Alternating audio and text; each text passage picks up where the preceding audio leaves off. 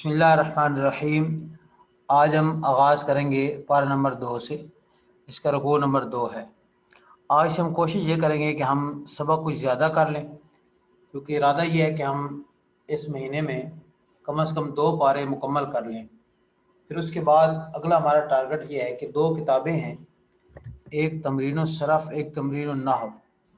جو انشاءاللہ العزیز آپ کو PDF فارم کے اندر سافٹ کاپی بھیج دی جائے گی۔ ان 2 کتابوں کا پھر ساتھ ہم آگے پڑھنا شروع کریں گے۔ آگے ہم سبق بھی جاری رہے گا، لیکن اس میں پھر ترجمہ آپ نے خود کرنا ہوگا، میں صرف تفسیر بتایا کروں گا۔ اور اس کے ساتھ 2 بنیادی عربی کی کتابیں ہیں جو بہت مفید ہیں، 2 بنیادی علم ہیں۔ پہلے بھی آپ نے کچھ مختصر سے پڑھے، اب ذرا ان کو ہم تفصیل کے ساتھ پڑھ لیں گے، تاکہ یہ سکلز پیدا ہو جائے آپ کے اندر کہ آپ کوئی کسی بھی عربی عبارت کا ترجمہ کرنے کے اوپر بخوبی قادر ہو جائے۔ ماشاءاللہ اس وقت ہمارے پاس جتنے اسٹوڈنٹ ترجمہ پڑھنے والے ہیں، الحمدللہ وہ اب اس لائق ہو چکے ہیں کہ ایک رکوع ترجمے کا وہ آسانی کے ساتھ یعنی یاد کر سکتے ہیں اور سنا سکتے ہیں، اور اچھی طرح وہ قرآن مجید کے بہت سارے الفاظ سیکھ گئے ہیں اور سمجھ گئے ہیں۔ اب ان کے لیے قرآن پاک کا ترجمہ کرنا کافی حد تک آسان ہو گیا ہے۔ جب ہمارے 2 پارے اور مکمل ہوں گے تو پھر ان کے لیے مزید آسانی ہوگی قرآن مجید کا ترجمہ کرنے کے لیے۔ پھر اس کے بعد ہم انشاءاللہ گرامر جو ہے اس کو باقاعدہ طور پر ہم انشاءاللہ شروع کریں گے، تاکہ گرامر کی ہر چیز آپ کو معلوم ہونی چاہیے۔ مثلا یعرفون ابناءہم ہے، تو ابنا پر زبر آئی ہے تو پھر اس کا معنی کیا ہو؟ ابناؤہم ہوتا تو پھر معنی کیا ہوتا؟ ابنائہم ہوتا۔ اینڈ پہ جو حرکت آتی ہے، وہ اینڈ پہ حرکت آتی ہے تو معنی کے اندر کیا تبدیلیاں رونما ہوتی ہیں، کیا تبدیلیاں واقع ہوتی ہیں، ان تبدیلیوں کے بارے میں بنیادی طور پر علم یہ انتہائی ضروری ہے۔ اور یہ قرآن مجید سیکھنے میں کے اندر بہت زیادہ دلچسپی کا باعث بھی بنتا ہے اور بہت زیادہ اس کا فائدہ بھی ہوتا ہے۔ جیسے یہاں پر ابراہیمو ہے، وہی یرفع ابراہیمو، اور یہاں ملت ابراہیمہ، اس طرح ابراہیمو، یہ ماں اور میوں کے فرق کے ساتھ، زبر زیر کے فرق کے ساتھ کیا تبدیلی رونما ہوتی ہے، یہ عربی زبان کے اندر فرق کیوں واقع ہوتا ہے، انشاءاللہ اس کے بارے میں ہم ان 2 علوم میں پڑھیں گے۔ یہ ہمارا ٹارگٹ ہوگا۔ آج ہم شروع کرتے ہیں۔ اعوذ باللہ من الشیطان الرجیم، بسم اللہ الرحمن الرحیم۔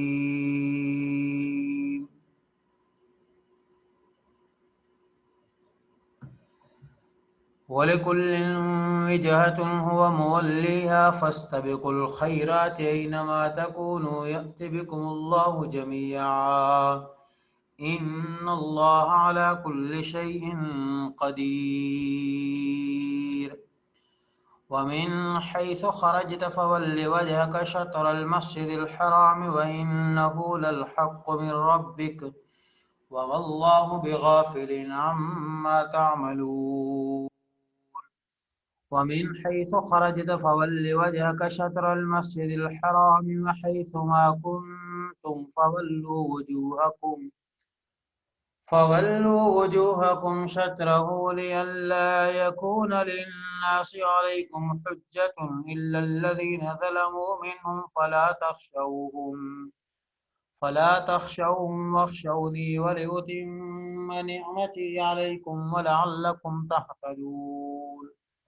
كَمَا أَرْسَلْنَا فِيكُمْ رَسُولًا مِّنْكُمْ يَتْلُو عَلَيْكُمْ آيَاتِنَا وَيُزَكِّيكُمْ وَيُعَلِّمُكُمُ الْكِتَابَ وَالْحِكْمَةَ وَيُعَلِّمُكُم مَّا لَمْ تَكُونُوا تَعْلَمُونَ فَاذْكُرُونِي أَذْكُرْكُمْ وَاشْكُرُوا لِي وَلَا تَكْفُرُونِ يَا أَيُّهَا الَّذِينَ آمَنُوا اسْتَعِينُوا بِالصَّبْرِ وَالصَّلَاةِ إِنَّ اللَّهَ مَعَ الصَّابِرِينَ۔ آج ہم پہلے ان آیات کو کرتے ہیں، اس کے بعد پھر انشاءاللہ اگلے رکوع کو کریں گے۔ آج ہم کوشش کریں گے کہ 2 رکوع مکمل کریں گے، اور آج سے انشاءاللہ ہمارے 2 رکوع چلیں گے۔ بسم اللہ الرحمن الرحیم۔ یہ کل کی جو ہماری بات چل رہی تھی، تحویل قبلہ کو اللہ تعالیٰ نے تبدیل کیا، اسی سلسلے میں یہ ہماری آیات ہے جس میں اللہ تعالیٰ نے اسی کے سوالات اور جوابات آج بھی اس درس میں ولا تکفرون تک جو آیت ہے اس میں یہ چلیں گے۔ آیت نمبر 148 سے 152 تک یہ سارے اسی کے متعلق ساری بات ہوگی۔ وَلِكُلٍّ اور واسطے کلن سب کے لیے، یا اس کا معنی ہم آسانی سے یوں بھی کر سکتے ہیں، اور واسطے ہر ایک کے، وَلِكُلٍّ اور واسطے ہر ایک کے، وجہتن چہرہ کرنا ہے، وجہ وجیہی وجہ یہ چہرے کو کہا جاتا ہے، چہرے کی سمت ہر ایک کے لیے چہرہ کرنے کی سمت ہے، جس طرح وہ چہرہ کرتا ہے۔ وہ مولی پھیرنے والا ہے، یہ واللہ سے لفظ ہے، اس میں فاعل کا صیغہ آتا ہے، مولی پھیرنے والا ہے، ہاں اس وجہ کو، یہ ہا ضمیر سے مراد پروناؤن، اس پروناؤن سے مراد وجہتن ہے، اور ہر ایک کے لیے سمت ہے، قبلہ ہے، چہرہ کرنے کی جگہ ہے، وہ اس کی طرف پھیرنے والا ہے۔ فاستبقوا پس آگے بڑھو، یہ استبقوا فا کا معنی پس، استبقوا اس سبقت سے ہے، سبقت کا معنی آگے بڑھنا۔ الخیرات خیرات کہتے ہیں نیکی کے کام، بھلائی کے کام، پس بھلائی کے کاموں میں آگے بڑھو۔ اینا جہاں، کہیں، اینا ما اکٹھا لفظ ہے، اس کا معنی ہے جہاں کہیں، تکونو یہ لفظ پہلے گزر چکا ہے، تم ہو، اس کا بیسک معنی ہے، ہیں، ہو، ہوں، پھر آگے یہ جمع مذکر کے لیے، واحد مذکر کے لیے، جمع مؤنث کے لیے، واحد مذکر کے لیے، متکلم مخاطب کے لیے مختلف کے لیے آتا ہے۔ جہاں کہیں بھی تم ہو، یأتی لے آئے گا، جیسے کل آپ نے پڑھا تھا اتیتا آپ لے آئیں، یہ کل آپ نے اتیتا کلاس پڑھا ہے، اسی سے یأتی یضرب کی طرح ہے، فعل مضارع معلوم واحد متکلم کا صیغہ، لے آئے گا، بکم ساتھ تمہارے، اللہ اللہ اللہ لے آئے گا، جمیعاً اردو میں لفظ ہے سب کو، ان اللہ علی کل شیء قدیر اللہ تعالیٰ ہر چیز پر قادر ہے۔ یہاں اسلام ایک اعمال کے بارے میں بنیادی کنسپٹ دیتا ہے کہ ظاہر بات ہے انسان نے عبادت کرنی ہے، عبادت میں اجتماعیت تب ہی قائم رہ سکتی ہے جب انسان کسی ایک سمت اپنا رخ کر لے، چہرہ کر لے، اور یکسو ہو کر ایک طرف وہ عبادت کرنے لگ پڑے۔ تو ایک سمت ہر جتنی قومیں گزری ہیں، قوم عاد ہے، سمود ہے، حضرت موسیٰ کی شریعت ہے، سلیمان علیہ السلام گزرے ہیں، داؤد علیہ السلام گزرے، ساری امتوں کے لیے ہم نے ایک نہ ایک سمت مقرر کی تھی، اور ہر امت اس کی طرح مقرر کرنے والی تھی۔ اصل نیکی یہ نہیں ہے فاستبقوا الخیرات، اصل معاملہ یہ ہے کہ تم نیکی کی طرف بڑھو۔ یہ تم سے نہیں پوچھا جائے گا کہ یہ منہ کس طرف کیا، کس طرح نہیں کیا، یہ تو بس وقت کے پیغمبر کی بات کو ماننا ہے، اصل نیکی تو وہ نہیں ہے۔ اصل نیکی ہے کہ پیغمبر کی تم اطاعت کرتے ہو کہ نہیں کرتے، اللہ کے حکم کو فالو کرتے ہو کہ نہیں کرتے، اپنی عقل کو دوڑاتے ہو،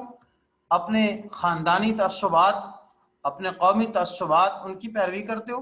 کہ اللہ اور اس کے رسول کے احکامات کو فالو کرتے ہو، یہ اصل میں پوچھنا ہے۔ نیکی اصل یہ ہے، آگے ذکر آئے گا انشاءاللہ اسی پارے کے رکو نمبر 5 کے اندر، کہ نیکی کا کام کسی طرف منہ کرنا نہیں ہے، نیکی کے کام آگے بتائے گئے ہیں، وہ نیکی کے کاموں ان کی طرف آپ سبقت کریں۔ اینما تکون یأتی بکم اللہ جمیعا، تم جہاں کہیں بھی ہو،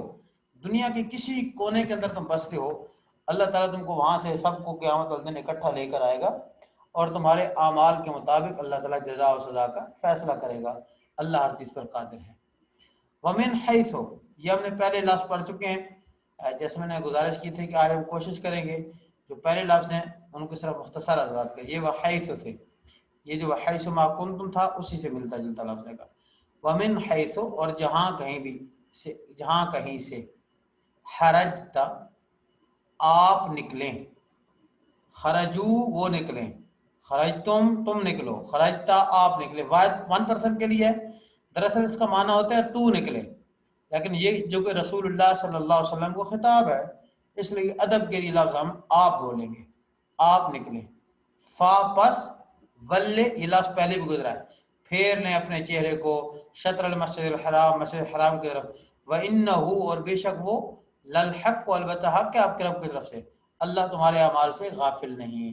وَمِنْ حَيْثُ اور جہاں سے بھی خرجت آپ نکلے، فَوَلَّ وَجْهَكَ پھیر لے اپنے چہرے کو مسجد حرام کی طرف، وَحَيْثُ اور جہاں کہیں بھی مَا كُنْتُمْ تم ہو،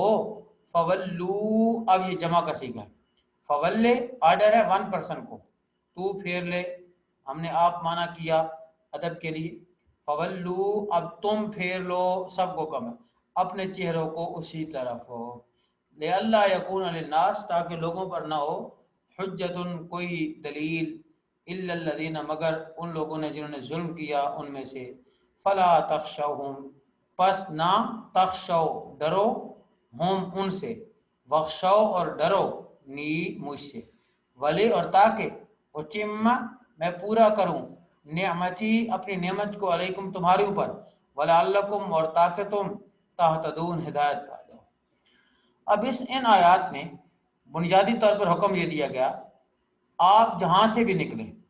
چاہے آپ مدینہ منورہ میں ہوں، چاہے مکہ مکرمہ میں ہوں، چاہے آپ حالت سفر میں ہوں، چاہے آپ حالت حضر میں ہوں، چاہے آپ اپنے گھر میں ہوں، چاہے آپ بیل میدان میں ہوں، جہاں کہیں بھی آپ دنیا کے کسی کونے میں بھی بستے ہوں، اب شریعت کا حکم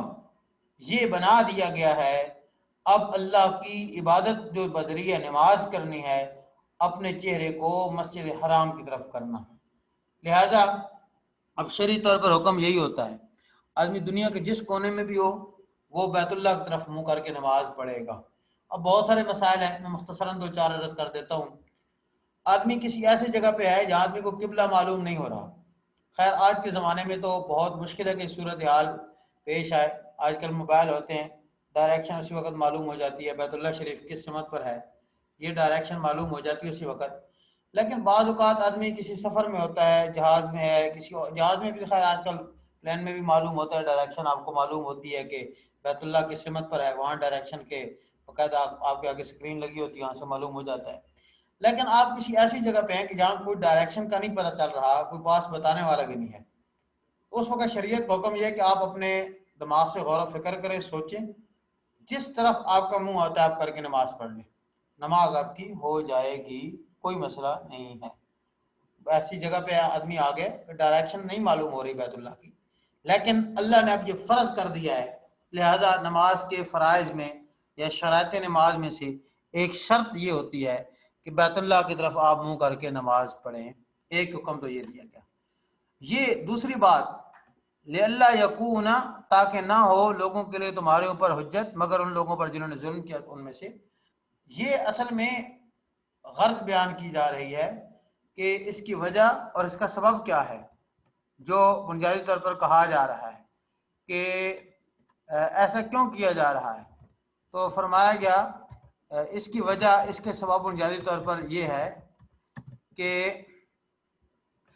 کتاب تورات اور کتاب انجیل میں یہ بات موجود ہے مسلمانوں کا پیغمبر نبی آخر الزمان صلی اللہ علیہ وسلم ذو قبلتین ہوگا، یعنی دو قبلوں کی طرف وہ جو ہے منہ کر کے نماز پڑھے گا۔ اب اگر وہ پیغمبر صلی اللہ علیہ وآلہ وسلم ایسا نہ کرے تو پھر وہ لوگ تمہارے خلاف دلیل لے کر آئیں گے۔ یہاں پہ ایک چھوٹی سی ٹیکنیکل بات آپ سمجھ لیں قرآن مجید کے، لِأَلَّا یکون تاکہ نہ ہو لوگوں کے لیے علیکم، جب علیکم کا لفظ آتا ہے، اللہ کا لفظ آتا ہے، اس کے بعد آگے دلیل ہو، پھر اس کا مطلب یہ ہے کہ تمہارے خلاف کوئی دلیل قائم نہ کر سکے۔ آپ کو یہاں پر ایک میں حدیث بھی بتا دیتا ہوں جس سے آپ کو مزید تفہیم ہو جائے گی۔ ایک حدیث یہ ہے القرآن حجت لک او علیک، یہ میں نے عربی اس کی لکھ دی ہے، پرائیویٹ چلا گیا بلکہ اس کو نا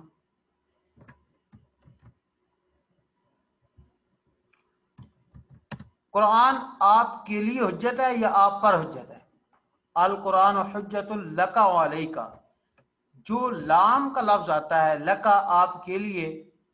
کوئی دلیل قائم کی جا رہی ہو، کہا لکا یہ چیز آپ کے لیے ہے، عربی زبان میں اس کا مفہوم یہ ہوتا ہے کہ یہ آپ کے فائدے میں ہے، اس کے آپ کو بینیفٹ ملیں گے، یعنی قرآن آپ کے لیے حجت ہے، یعنی آپ کے حق میں شہادت دے گا۔ اور جب علا کا لفظ آتا ہے اس کا مطلب ہوتا ہے کہ آپ کے مقابل ہے، اپوزٹ سائڈ پر کھڑا ہے۔ تو لِأَلَّا يَكُونَ لِلنَّاسِ، تاکہ نہ ہو لوگوں کے حق میں، یہ الناس سے مراد ہے یہود اور نصارہ، علیکم تمہارے خلاف ان کے پاس کوئی دلیل نہ ہو جائے، مگر جنہوں نے ظلم کیا ان میں سے، وہ تو خیر بات پھر بھی اعتراض کرتے ہی کرتے رہیں گے، وگرنہ اگر قبلہ تبدیل نہ کرتے تو وہ تمہارے اوپر یہ اعتراض کرتے کہ تمہارے کتاب میں تو لکھا ہے جی ان کا قبلہ بیت المقدس رہے گا، پھر بیت اللہ تعمیر ہو جائے گا، پھر وہ تمہارے خلاف اعتراض کرنا شروع کر دیں گے۔ یہ اس لیے تمہارا قبلہ تبدیل کیا، ایک اس کے تبدیل کرنے کی غرض یہ ہے۔ اب سوال یہ ہوتا ہے، ہم 16-17 مہینے بیت المقدس کی طرف منہ کر کے نمازیں پڑھتے رہے، اب جی لوگ کیا کہیں گے، کیا مسئلہ ہوگا؟ اس کا فرمایا گیا لوگوں کی پرواہ نہ کریں، فلا تخشوہم، آپ ان سے نہ ڈریں، لوگ کیا کہتے ہیں، واخشونی، مجھ ہی سے ڈریں، وَلِأُتِمَّ نِعْمَتِي عَلَيْكُمْ، اور تاکہ میں پوری کروں تمہارے اوپر اپنی نعمت۔ وہ نعمت کیا؟ اللہ کی دین اسلام۔ یہ جو نعمت اللہ نے کہا ہے اس کو پارہ نمبر 6 کے اندر اللہ تعالیٰ نے خود بتایا کہ میں نے تمہارے اوپر یہ نعمت آج پوری کر دی ہے۔ پارہ نمبر 6 کی آیت نمبر 3 ہے، فلا تخشوہم، بس ان سے آپ نہ ڈریں، مجھے سے ڈریں، فلا تخشوہم، آپ ان سے نہ ڈریں، وخشونی، مجھے سے ڈریں، الیوم اکملت لکم دینکم، آج میں نے تمہارے اوپر دین مکمل کر دیا، واتممت علیکم نعمتی، میں نے تم پر اپنی نعمت پوری کر دی، وردیت لکم الاسلام دینہ، اور تمہارے لیے اسلام کو بطور دین کے قبول پسند کر لیا۔ یہ اسی نعمت کا تذکرہ یہاں اس سورۃ البقرہ کی اس آیت کے اندر اسی نعمت کا اللہ تعالیٰ جو ہے وہ تذکرہ کر رہے ہیں کہ تاکہ میں پوری کروں تمہارے اوپر اپنی نعمت، وَلَعَلَّكُمْ، اور تاکہ تم تہتدون، ہدایت پا جاؤ، یہ مقصد ہے۔ کما ارسلنا، اس آیت کی میں تفسیر 4 آیات کو ملا کر پہلے کر چکا ہوں، صرف ترجمہ کروں گا۔ جیسے ہم نے بھیجا تمہارے اندر رسولاً، عظیم و شان پیغمبر، یہ تنوین تعظیم کے لیے ہے۔ میں بتایا کہ تنوین عربی زبان میں 5 اغراض کے لیے آتی ہے، ایک غرض ان میں سے تعظیم ہوتی ہے، جیسا کہ تمہارے اندر بھیجا رسول منکم، تم میں سے، یتلو علیکم آیاتنا، وہ تلاوت کرتا ہے تم پر ہماری آیات، ویزکیکم، اور تم کو پاک کرتا ہے، لعلکم ویعلمکم الکتاب والحکمہ، اور تم کو تعلیم دیتا ہے کتاب کی اور حکمت، حکمت سے مراد نبی علیہ السلام کی سنت ہے، وَيُعَلِّمُكُمْ، اور تم کو تعلیم دیتا ہے، ما، اس چیز کی، لم تکونوا تعلمون، جو تم نہیں جانتے تھے، یعنی ہمیں شریعت کا علم نہیں تھا، قرآن کا علم نہیں تھا، حدیث کا علم نہیں تھا، پاکی ناپاکی کا علم نہیں تھا، محرم رشتوں کا علم نہیں تھا، یہ جتنا دین کا علم آیا یہ جناب رسول اللہ صلی اللہ علیہ وآلہ وسلم کی وساطت سے ہمارے پاس آیا۔ فَاذْكُرُونِی، فاک منا پس، اذکرو، تم یاد کرو، نی، مجھ کو، اذکرکم، میں یاد کروں گا، کم، تم کو، وشکرو، اور تم شکر کرو، لی، میرے لیے، ولا تکفرو، اور نہ شکری کرو۔ اب اگر لا تکفرو نہ ہوتا تو پھر معنی یہ ہوتا ہے تم نہ شکری نہیں کرو گے، کرتے ہو، ولا تکفرو نے ہے تو ولا تکفرو، مت نہ شکری کرو، نی، میری، اور ہاں، میری نہ شکری نہ کرو، شکر نہ کفری بھی اسی کو کہتے ہیں، اردو میں اس کا لفظ استعمال کرتے ہیں شکر، میری نہ شکر، اس میں اللہ تعالیٰ نے بنیادی طور پر انسان کو اللہ اپنے ذکر کرنے کی ہدایت کی ہے، جیسے حدیث شریف میں آتا ہے، نبی پاک صلی اللہ علیہ وسلم نے ارشاد فرمایا، جو آدمی اللہ کا زمین پر ذکر کرتا ہے اللہ تعالیٰ اس کا ذکر عرش کے اوپر کرتا ہے، اپنے فرشتوں کے ہاں جو اللہ تعالیٰ کے پاس مخلوق ہے۔ یا ایھا الذین آمنو، یہاں سے آگے نیا مضمون ہے اور مسلمانوں کو ہدایات دی جا رہی ہیں۔ اب آپ دیکھیں گے کہ اسلام کیا اور مسلمان کیا ہوتے ہیں۔ یا ایھا الذین آمنو، اے ایمان والو، استعینوا، مدد مانگو، بالصبر، بذریعہ صبر، ساتھ صبر کے، والصلاۃ، اور نماز کے، ان اللہ مع الصابرین، بے شک اللہ صبر کرنے والوں کے ساتھ ہے۔ یہاں بتایا گیا کہ مسلمان کے بارے میں، مسلمان کیا ہوتا ہے؟ مسلمان اور اہل ایمان وہ ہمیشہ صبر کا دامن تھامے رکھتے ہیں۔ کوئی بھی مصیبت مسلمان کے اوپر آتی ہے وہ اللہ سبحانہ و تعالیٰ کی بارگاہ میں اپنی نیاز جبی جھکا کر اپنے ہاتھ اس کے ہاتھ سامنے جھکاتے ہیں، اور یہ سوال پیدا نہیں ہو سکتا عبد مومن جب اللہ کے سامنے ہاتھ پھیلائے اللہ اس کے ہاتھ خالی پھیرے۔ تو قرآن نے بہت ترغیب دی ہے اللہ سے مانگنے کی، انسان اللہ تعالیٰ سے مانگے،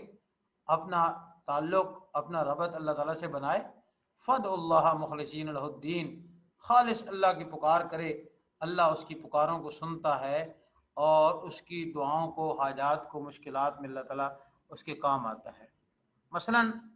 اللہ تعالیٰ نے سورۃ نمل کے اندر ایک ہم کو ہدایت دی ہے، موجود ہے ہمارے لیے سورۃ نمل کے اندر، جہاں اللہ تعالیٰ نے فرمایا من یجیب المضطر اذا دعا، کون ہے جو مجبور کی پکار کو سنتا ہے جب وہ اس کو پکارتا ہے۔ آیت نمبر 62 سورۃ النمل پارہ نمبر 20، اس کا صفحہ نمبر 1۔ من یجیب المضطر، کون ہے جو جواب دیتا ہے مضطر مجبور آدمی کو، اذا دعاہ جب وہ اس کو پکارتا ہے، ویکشف السوء اور اس سے مشکل اور مصیبت میں جس میں پڑا ہوتا ہے اس سے ہٹا دیتا ہے۔ کیا اللہ کے علاوہ کوئی اور ہے؟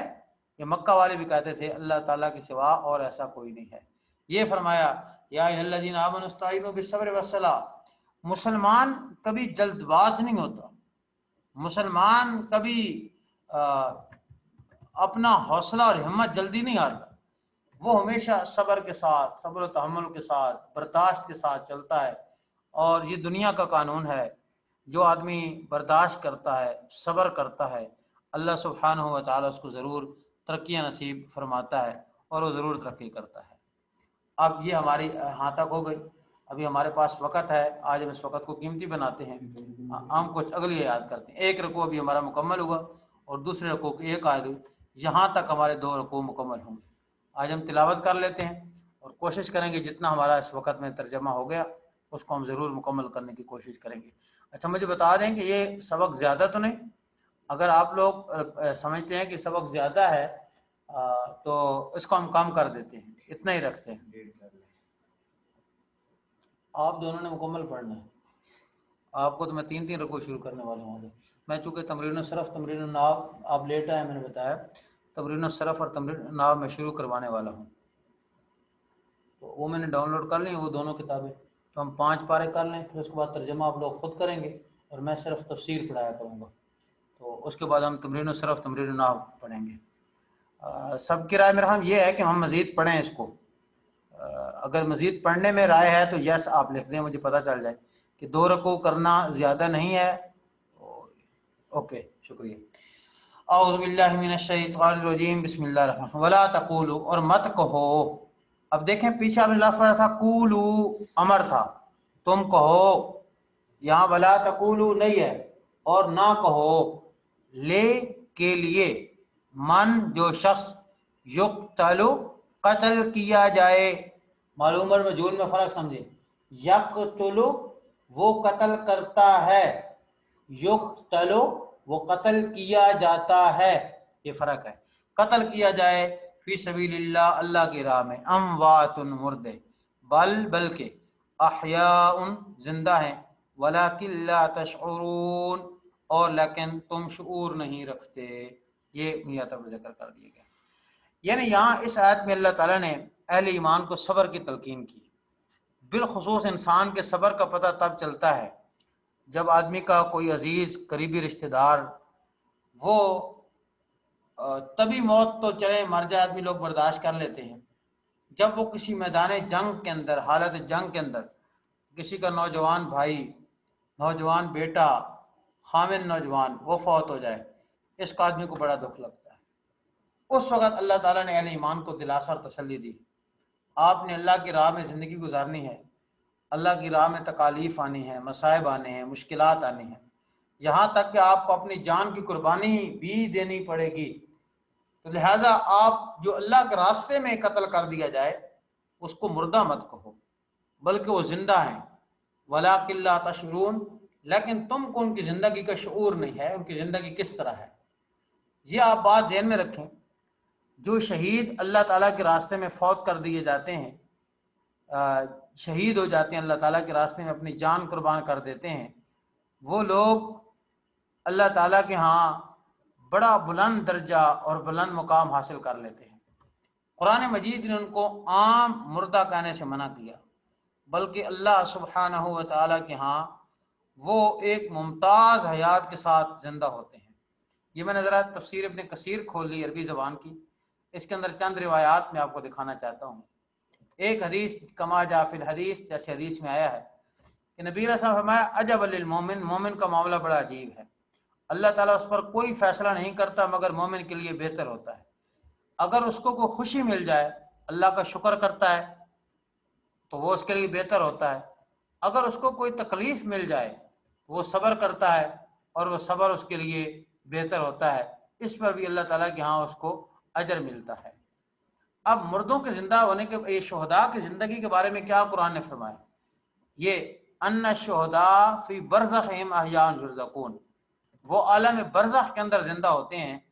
اللہ کے ہاں ان کو رزق دیا جاتا ہے۔ اس روایت کی تفسیر مسلم میں آتی ہے، یہ کما جاء فی صحیح مسلم، صحیح مسلم کی روایت سے حدیث پیش کی نبی پاک صلی اللہ علیہ وسلم سے، حضرت عبداللہ بن مسعود سے یہ روایت ہے۔ انہوں نے پوچھا نبی علیہ الصلوۃ والسلام سے، یا رسول اللہ، قرآن مجید کہتا ہے شہید کو مردہ نہ کہیں، ان کے زندہ ہیں، حالانکہ ان کے ساتھ سارے معاملات ہم مردے والے کرتے ہیں، مثلا ہم اس کو دفنا دیتے ہیں، جنازہ پڑھ لیتے ہیں، دعا پڑھتے ہیں اللہم اغفر لحینا ومیتنا وشاہدنا وغائبنا، یہی دعا پڑھتے ہیں۔ ان کی بیویوں کو بیوہ کہا جاتا ہے، ان کے وراثت مال میراث تقسیم کیا جاتا ہے، تو کیسے وہ زندہ ہے؟ تو نبی علیہ السلام نے یہ الفاظ ارشاد فرمائے، ان ارواح الشہداء، بے شک شہداء کی روحیں، فی حواسل طیرن، وہ پرندوں کے قلب کے اندر ہوتی ہیں، خضرن، سرخ رنگ کے، تسرح فی الجنت، وہ چلتے پھرتے ہیں جنت میں، حیث شاءت، جہاں چاہتے ہیں، ثم تأوی الی قنادیل، پھر اللہ کے عرش کے نیچے، قنادیل پنجرے کو کہتے ہیں، وہ معلق ہوتے ہیں، معلقاتن لٹکی ہوئی ہوتے ہیں تحت العرش، اللہ کے عرش کے نیچے، تو وہ وہاں پر آتے ہیں۔ فاطلع علیہم ربک اطلاعۃ، اللہ تعالیٰ پھر ان کو مطلع کرتا ہے، مختلف احوال سے آگاہ کرتا ہے۔ بہت ساری اور روایات بھی ہیں اسی حوالے سے۔ شہید کا مقام کیا ہے؟ آپ سورہ یاسین پارہ نمبر 23 میں آپ ایک ملاحظہ فرمائیں حبیب نجار کے بارے میں، جس کو قرآن مجید نے ڈکلیئر کیا ہے کہ یہ 100% جنتی ہے، حبیب نجار۔ نینوا بستی کی طرف 3 پیغمبر آئے، لوگوں نے ان پیغمبروں کی تکذیب کی، نہیں مانا، ایک آدمی ایمان لے آیا، اس نے دعوت کی، قرآن مجید نے ذکر کیا وجاء من اقصی المدینۃ رجل یسعی، ایک آدمی اقصی دوڑتا ہوا آیا، رجل دوڑتا ہوا آیا شہر کے کنارے سے، اور اس نے کہا یا قوم اتبعوا المرسلین، اے میری قوم رسولوں کی اتباع کرو۔ اس نے اللہ تعالیٰ کی توحید کی دعوت، پیغمبروں کے اتباع کی دعوت دی، قوم نے اس کو نہ مانا اور اس کو شہید کر دیا۔ جب اس کو شہید کر دیا گیا، قرآن مجید بتاتا ہے جب اس کو شہید کر دیا گیا، قیل ادخل الجنہ، اللہ نے کہا جنت میں داخل ہو جا، قال یا لیت قومی یعلمون، اس نے جنت میں یہ عرض کی کاش میری قوم جان لیتی کہ میرے ساتھ اللہ نے کیا کیا، بما غفر لی ربی، میرے اللہ نے مجھ کو معاف کر دیا، وجعلنی من المکرمین، اللہ نے مجھے عزت والے بندوں میں سے بنا دیا۔ یہ اس کی سٹیٹمنٹ ہے۔ تو قرآن مجید بتاتا ہے شہداء زندہ ہوتے ہیں اور ان کو جنت کے اندر ممتاز حیات کی زندگی اللہ تعالیٰ کے حاصل ہوتی ہے، ولیکن لا تشعرون، لیکن اس کی کیفیت کا شعور مجھے اور آپ کو دنیا میں کسی انسان کو اس کی کیفیت کا شعور حاصل نہیں ہو سکتا۔ اسی طرح کی آیت قرآن مجید نے ایک دوسرے مقام پر ارشاد فرمائی ہے، اسی سے ملتی جلتی آیت ہے، سورۃ آل عمران کے اندر اللہ تعالیٰ نے فرمایا شہداء کے حق کے اندر،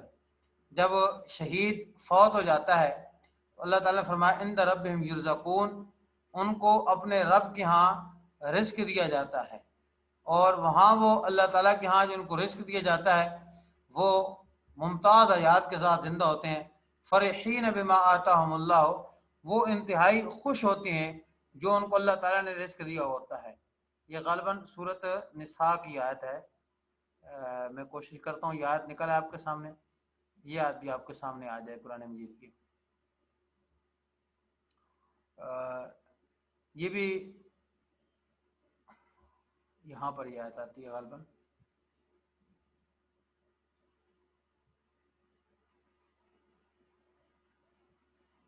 ایگزیکٹ میرے ذہن کے اندر اس کا مقام نہیں آ رہا، سورت آل عمران کے اندر ہے یا سورت نساء کے اندر ہے، جس میں بتایا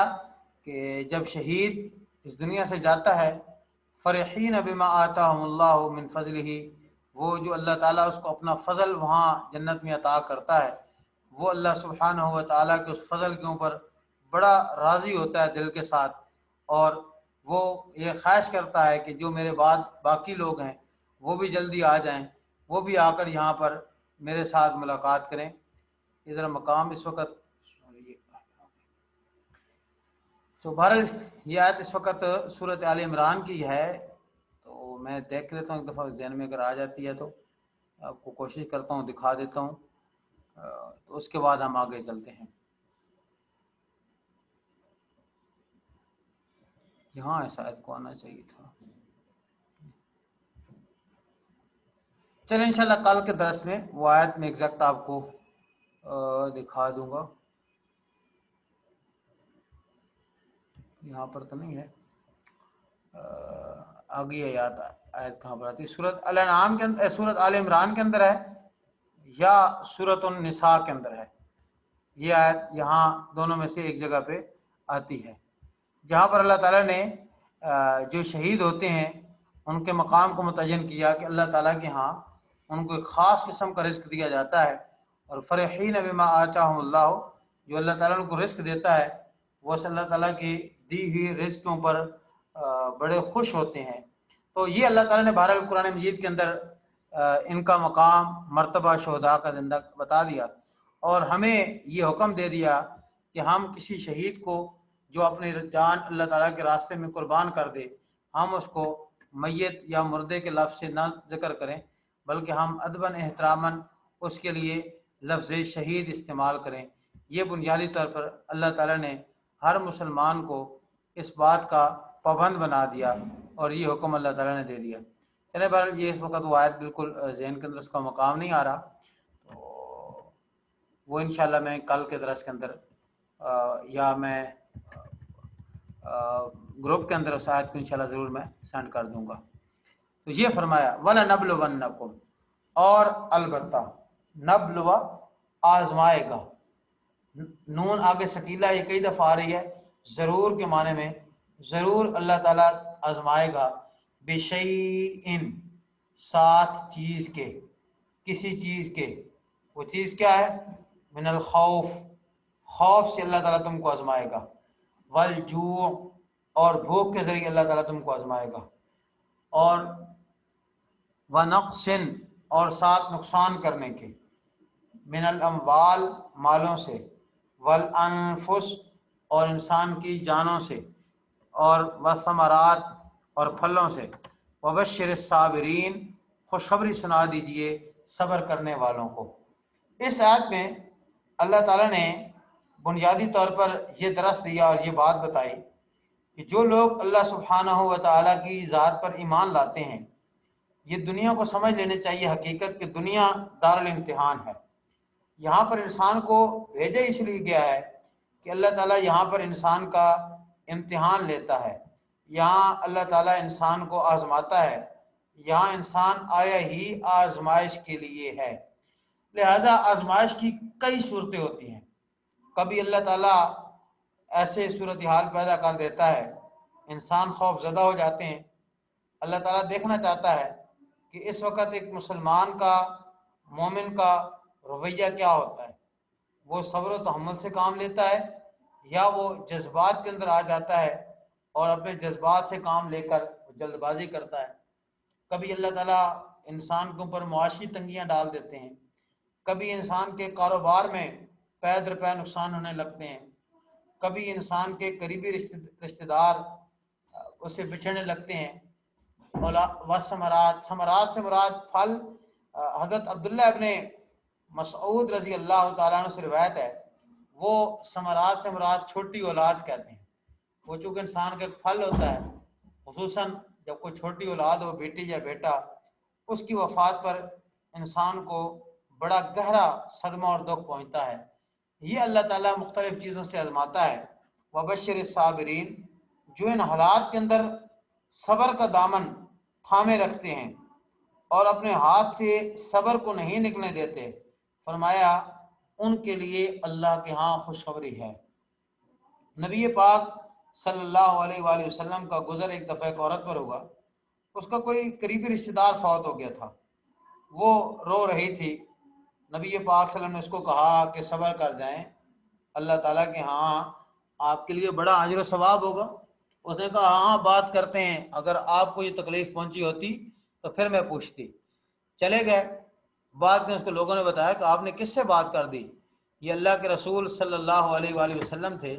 آپ نے ان سے ایسی بات کر دی۔ واپس نبی علیہ الصلوۃ والسلام آئے، اس نے نبی علیہ الصلوۃ والسلام سے معذرت کی۔ آپ نے فرمایا الصبر عند صدمۃ الاولی، دراصل صبر وہ ہوتا ہے کہ جو آدمی جب صدمہ پہنچے، تکلیف پہنچے، اس وقت صبر کرے تو اصل ثواب اس پر ملتا ہے جو صدمہ اولی پر ہوتا ہے۔ مسلمان کا رویہ کیا ہوتا ہے؟ الذین اذا اصابتهم مصیبہ، جب ان کو کوئی مصیبت پہنچتی ہے تو وہ کہتے ہیں انا للہ و انا الیہ راجعون، میں اللہ کے لیے تھا، انا للہ بے شک ہم، للہ اللہ کے لیے ہیں، و انا اور بے شک ہم الیہ راجعون اسی کی طرف لوٹنے والے ہیں۔ نبی پاک صلی اللہ علیہ وسلم کا اپنا معمول یہ تھا۔ کیسا عجیب واقعہ تھا کہ رسول اللہ صلی اللہ علیہ وسلم کا چھوٹا بیٹا حضرت ابراہیم رضی اللہ تعالی عنہ نبی علیہ الصلوۃ والسلام کے ہاتھوں میں فوت ہو گئے۔ نبی علیہ الصلوۃ والسلام کی آنکھوں سے آنسو برسنے لگے۔ رسالت مآب صلی اللہ علیہ وسلم فرمایا ان العین تدمع والقلب یحزن بفراقک یا ابراہیم، اے ابراہیم تیری جدائی سے آنکھیں آنسوں کی طرف برس رہی ہیں اور دل غم سے بھرا ہوا ہے۔ ولا نقول الا ما یرضی ربنا، ہم نہیں کہیں گے مگر وہ جس پر ہمارا رب راضی ہوگا۔ اور آپ نے پڑھا انا للہ و انا الیہ راجعون۔ یہ تعلیم دی گئی، کوئی چھوٹی مصیبت پہنچے، کوئی بڑی مصیبت پہنچے، اہل ایمان کا طرز عمل یہ ہونا چاہیے، اہل ایمان کی زبان سے ہمیشہ یہ کلمات نکلنے چاہیے انا للہ و انا الیہ راجعون، یہ نکلنا چاہیے۔ وہ جو آیت میں ڈھونڈ رہا تھا وہ سورۃ آل عمران کی آیت ہے، سورۃ آل عمران کی 169 آیت ہے، شہید کے بارے میں بھی ذہن میں آگے، اس کو ہم ابھی ڈسکس کر لیتے ہیں۔ یہ اللہ تعالیٰ نے فرمایا وَلَا تَحْسَبَنَّ الَّذِينَ قُتِلُوا فِي سَبِيلِ اللَّهِ، آپ مت خیال کیجیے ان لوگوں کو جو اللہ کے راستے میں قتل کر دیے جائیں، امواتن مردے، بل احیاء عند ربہم، بلکہ وہ اپنے رب کے ہاں زندہ ہیں، یرزقون رزق دیے جاتے ہیں رب کے ہاں، فرحین وہ خوش ہوتے ہیں، بما آتاہم اللہ جو اللہ نے ان کو عطا کیا، من فضلہ اپنے فضل سے، ویستبشرون اور وہ خوشخبری سنانا چاہتے ہیں ان لوگوں کو، لم یلحقوا بہم جو ان سے نہیں ملے۔ حدیث میں آتا ہے اللہ تعالیٰ ان سے کہتے ہیں کہ آپ لوگ خواہش، وہ کہتے ہیں یا اللہ ہمیں جنت میں یہ جو مقام ملا ہے یہ دنیا والوں کو بتا دے کہ جنت میں اس میں ہم کو کیا مقام دیا۔ اسی تناظر کے اندر یہ آیت نازل ہوئی تھی۔ نبی پاک نے فرمایا میں تمہیں شہداء کا مقام بتاؤں کیا ہے، آؤ۔ پھر آپ نے فرمایا جنت کے اندر وہ موجیں کر رہے ہوتے ہیں اور یہ ان کی حالت ہوتی ہے۔ اسی طرح ایک حدیث میں آتا ہے نبی علیہ الصلوۃ والسلام کے پاس ایک عورت آئی، اس کا جوان سالہ بیٹا غزوہ احد کے اندر شہید ہو گیا۔ اس نے کہا یا رسول اللہ مجھے بتائیے اگر میرا بیٹا جنت میں ہے تو میں صبر کرتی ہوں، اگر معاملہ کو اس کے علاوہ ہے تو پھر آپ دیکھیے میں کیا کرتی ہوں۔ آپ نے فرمایا اللہ کی بندی کوئی ایک جنت ہے، اللہ کے ہاں بہت ساری جنتیں ہیں اور آپ کا بیٹا اس وقت جنت الفردوس کے اندر ہے۔ الذین اذا اصابت، یہ ذکر کر دی، اولئک یہ لوگ یعنی جو صابرین ہیں، علیہم ان پر صلوات، صلوات ہوتی ہیں۔ صلوات کی نسبت عام آدمی کے لیے جب ہوتی ہے تو اس کا معنی ہوتا ہے رحمتیں من ربہم، ان کے رب کی طرف سے، ورحمت اور رحمت ہوتی ہے، واولئک هم المہتدون اور یہی لوگ ہدایت یافتہ ہوتے ہیں جن کا یہ طرز عمل ہوتا ہے۔ آپ دیکھ لیں یہاں میں کئی دفعہ بات رد کرتا ہوں، آج بھی کچھ میں ایک جگہ پہ بات رد کر رہا تھا، اللہ تعالیٰ نے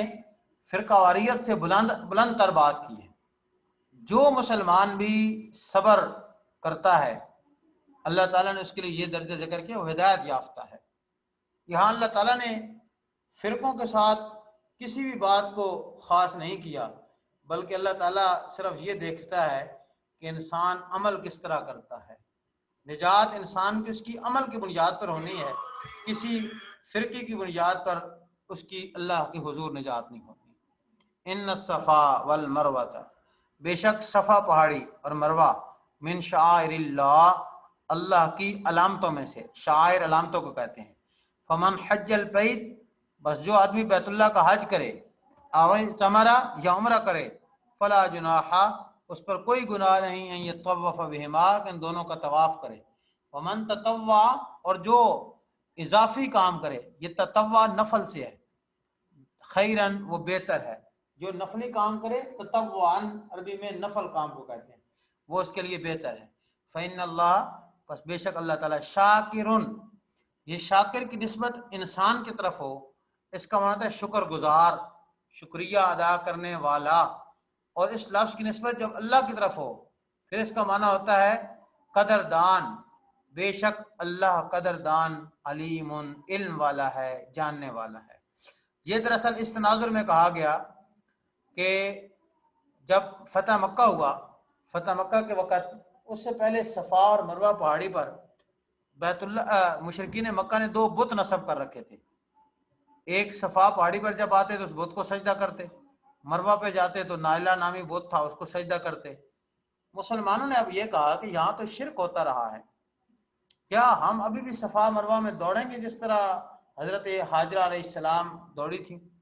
یہ ہمارے لیے اب بھی حکم باقی ہے؟ شرک کی وجہ سے اس حکم کو منسوخ کر دیا گیا۔ تو اللہ تعالیٰ نے بتایا نہیں، یہ شاعر اللہ ہیں، جو آدمی طواف ان کا کرے حج اور عمرے کے موقع پر، تو اس پر لازم ہے کہ وہ صفا اور مروہ اللہ کی نشانیاں ہیں، ان نشانیوں کے اندر بھی اس کام کو پورا کرے، اس پر کوئی گناہ نہیں ہوگا، کوئی حرج نہیں ہے۔ ہاں، جو آدمی مزید کوئی نیکی کے کام آگے کرے، یعنی مزید نوافل پڑھے، اللہ کا ذکر کرے، اللہ کی عبادت کرے، تو وہ اس کے لیے مزید بہتر ہے۔ یہاں تک اللہ تعالیٰ نے ذکر کر دیا، ہمارے پاس وقت تھوڑا رہ گیا، آج آیت نمبر 158 تک ہو سکا ہے۔ بہرحال انشاءاللہ ہم کل کوشش کریں گے، 1.5 رکوع آج ہو سکا، کل کوشش کریں گے انشاءاللہ ہم اس کو مزید کچھ زیادہ کرنے کی کوشش کریں گے۔ السلام علیکم ورحمۃ اللہ وبرکاتہ۔ کسی کا اگر سوال ہے تو گروپ میں آپ پوچھ سکتے ہیں، وہیں پر انشاءاللہ اس کو جواب دیا جائے گا۔